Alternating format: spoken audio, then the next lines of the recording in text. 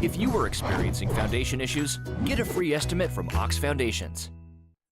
We welcome you back to our Coach's Corner. Coach Adam Fossett, the head football coach and athletic director at B.B. Comer, our guest on Thursday morning, brought to you by the Alumni Association, the Booster Club, and all those folks who support B.B. Comer athletics. And, Coach, the season didn't end on a note that we wanted to, but the season did end, and your assessment of first the B.B. Comer Fayetteville game.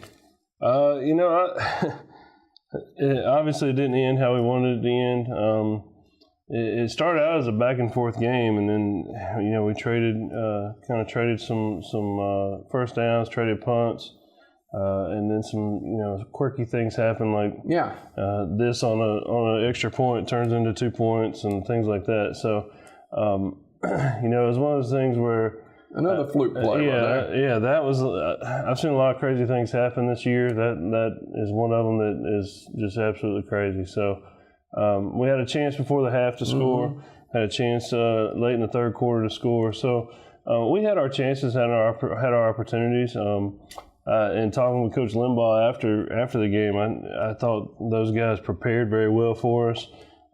It's one of the better tackling Fayetteville teams that I've ever seen. So. Those guys are doing a good job. Coach Limbaugh is doing a good job. Coach Reeves is doing a good job with those guys, and it's a consistency. Those guys have been down there for a long time, and they've got kind of the system rolling, so and their terminology rolling. But it's one of those deals where you hate that the season's over, but in turn, like we were pretty beat up physically. We've been down a tough stretch of games. Yeah. So a lot of our kids were just physically beat up.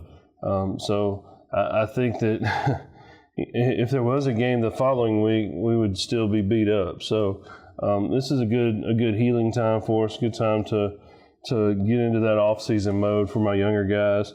Most of my seniors have already moved on to another sport. So. Most of them play basketball. They start basketball practice this week.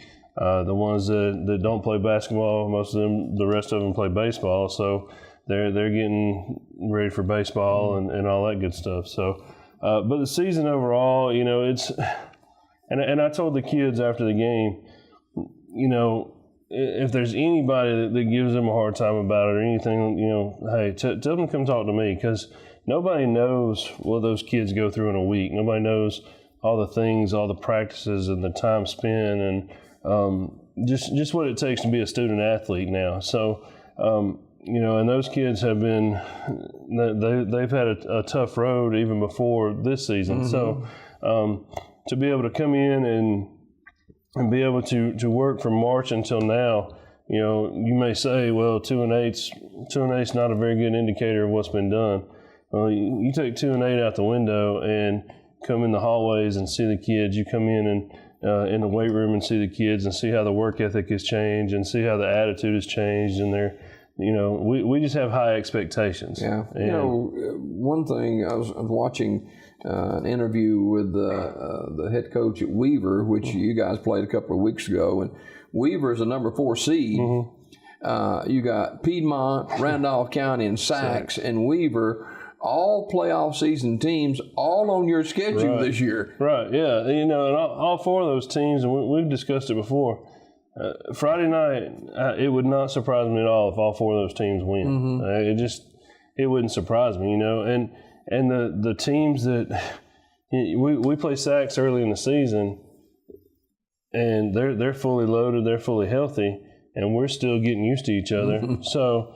We're still talking terminology. I'm still trying to figure out how some of these guys get ready game-wise, how they mentally prepare and things like that. So, Sacs is, even with their quarterback was injured, and I think he's out for the season, but even without him, they're still loaded. They still have a ton of athletes there and they have a ton of depth. And that's the key, too. You look at Piedmont you look at Piedmont and Weaver. At halftime, it's 14-0 at Piedmont, and we had a chance to score first play of the game, and we had a chance to score right before the half. You look at Weaver, it's 13-0 at halftime, and then the second half it gets blown open. And I've explained to our guys, I said, look, that's a depth issue. We had a lot of kids out compared to a previous year, but we still have depth issues. We still have, we got some guys standing here, but if a lineman goes down, I got a DB standing there, and it's, I can't put that kid in a situation where he's going to possibly get hurt.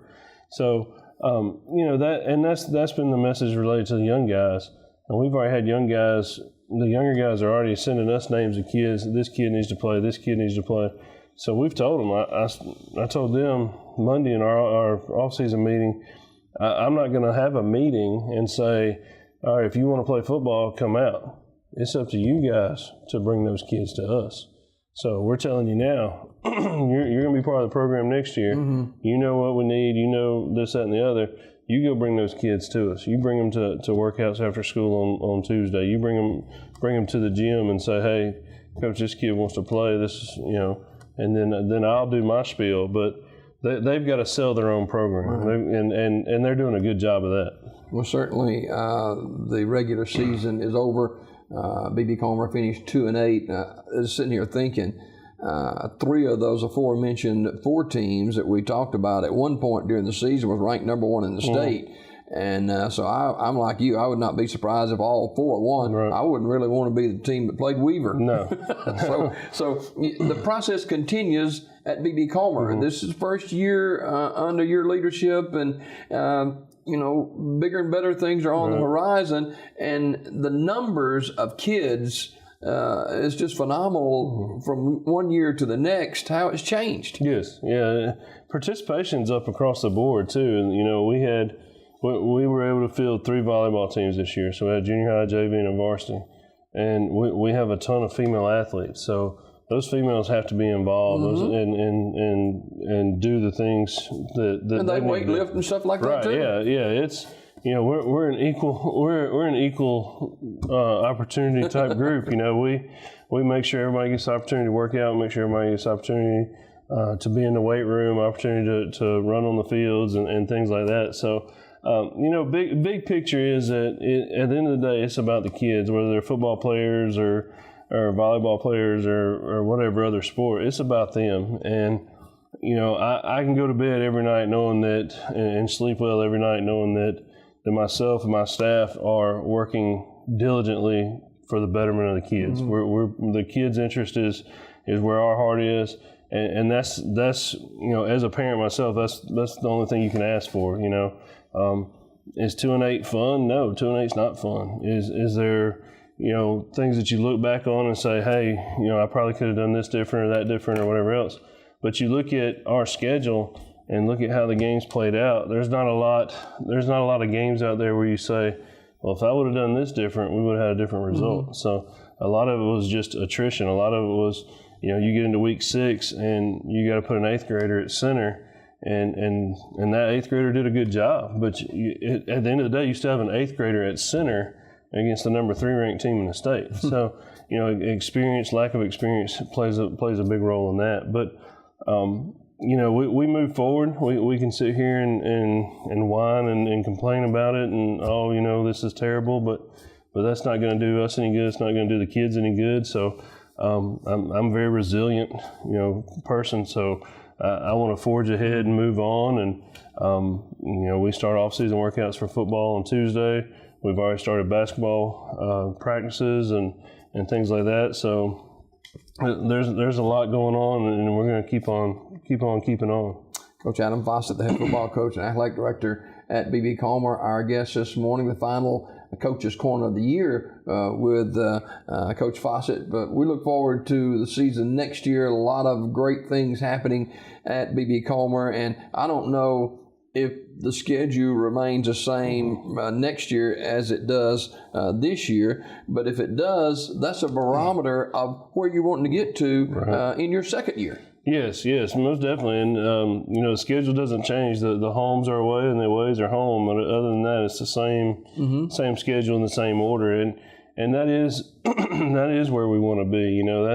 We've gotten to some schools and kids were in awe, and they're like, oh, this is great. I said, this is what tradition brings. This is what continuous continuous success brings is that support and things like that. So that's where we want to be.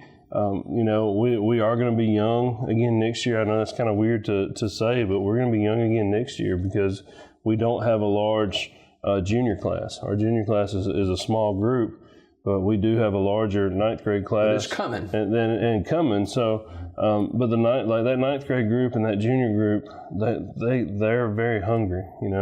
That current sophomore group, we've got to get some more kids out. There's some talented kids in that sophomore group that aren't out. So our junior group is small and our sophomore group is small, but that freshman group is big and that eighth grade group is big. So we've got to kind of even out the numbers in between there and get those kids out. But it'll work out in time, and we'll continue working out and getting after it. All right, Coach, thanks for being with us this morning. Thank you. Coach Adam Fossett, the head football coach and athletic director at B.B. Calmer High School, has been our guest on the Coach's Corner, brought to you by the Alumni Association, the Booster Club, and everybody that makes B.B. Calmer athletics, student athletes, what they are today. We salute all of you today here on Daybreak. We've got more on this show right after this.